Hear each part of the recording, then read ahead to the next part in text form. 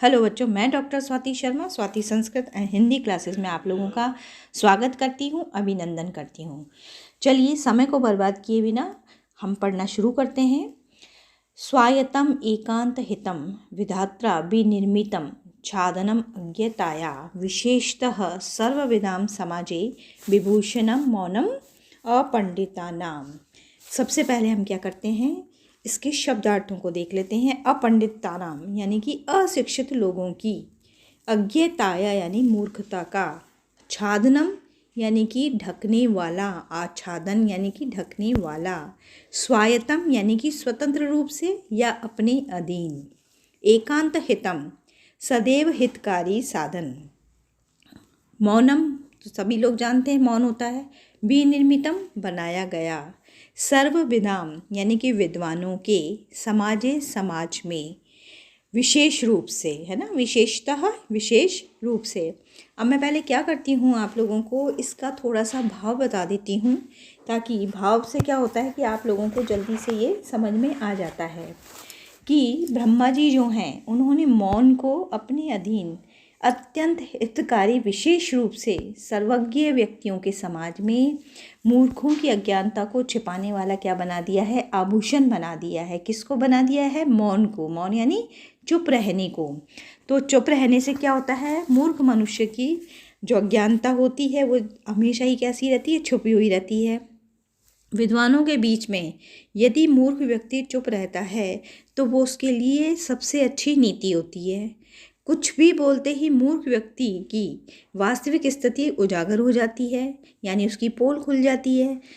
कोई व्यक्ति है जो बहुत ज़्यादा सुंदर है, लोग उसकी बहुत प्रशंसा कर रहे हैं, लेकिन बुद्धि में उसकी बिल्कुल भी नहीं है, और वो जैसे ही बोलता है तो उसकी मूर्खता स्पष्ट हो जाती है। इसीलिए मूर्ख व्यक्ति को क्या चाहिए, विद्वानों के सामने वो चुप रहे, तो वो उसके लिए मौन रहना क्या बन जाएगा, उसका रक्षा कवच बन जाएगा। अब हम क्या करते हैं कि इसके अन्वय से अर्थ को करते हैं।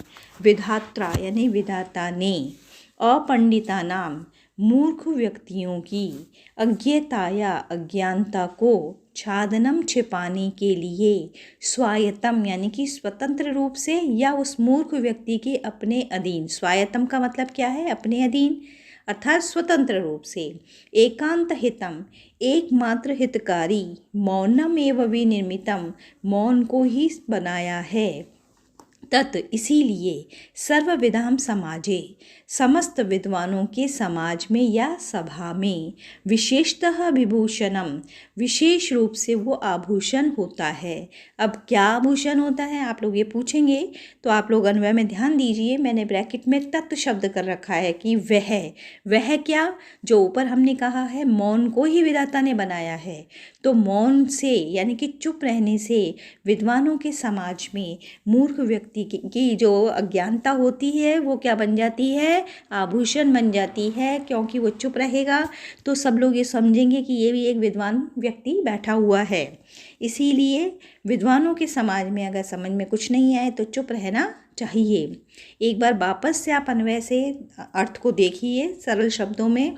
विधात्रा अपंडितानाम विधाता ने मूर्खों की, अज्ञताया छादनम अज्ञानता को छुपाने के लिए, स्वायत्तम अपने अधीन, एकांत हितम एकमात्र हितकारी, मौनम एव विनिर्मितम मौन को ही बनाया है, तत् ये इसमें श्लोक में नहीं है, अन्वय में नहीं, अन्वय में मैंने लिख दिया है ताकि आप उसको अर्थ को समझ सकें।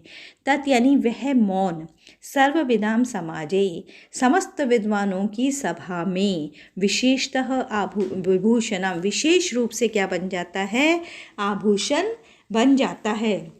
पद्य का आशय क्या है कि चुप रहना मूर्ख व्यक्तियों की मूर्खता को छिपाने के लिए उनके ही अधीन तथा अत्यंत हितकारी उपाय है, विशेष करके विद्वानों की सभा में। इसमें बच्चों उपजाति छंद है, मुझे लगता है आपको समझ में आ गया है। इसीलिए सबसे पहले आप क्या कीजिए, चैनल को लाइक कीजिए, शेयर कीजिए, कमेंट दीजिए, और जिन्होंने अभी तक सब्सक्राइब नहीं किया है वो सब्सक्राइब कर ले। धन्यवाद।